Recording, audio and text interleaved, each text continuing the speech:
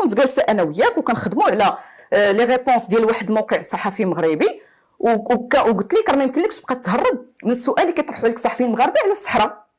قال لي انا اي دونت وونت تو هاديك، انا ما بغيتش انا صداع الراس. قلت له لا راه ما يمكنش، راه التطبيع المغرب الى دوزوه بشريبه الماء وبزاز راه على من اجل عيون الصحراء، راه من غير عمرك ما كنتي تكون هنا، راه خاصك تجاوب، سينو راه غادي يبداو يشكوا فيك. جا قال لي بيني وبينك قسما بالله العلي العظيم يا حميد المهداوي، قال لي بيني وبينك، قال لي نحن لا نعترف بالمغرب الصحراء، هذاك اتفاق هذاك تم بين المغرب وبين امريكا. قسما بالله العلي العظيم الله يجزيني بصحتي. وجا في الاخر شنو قال لي؟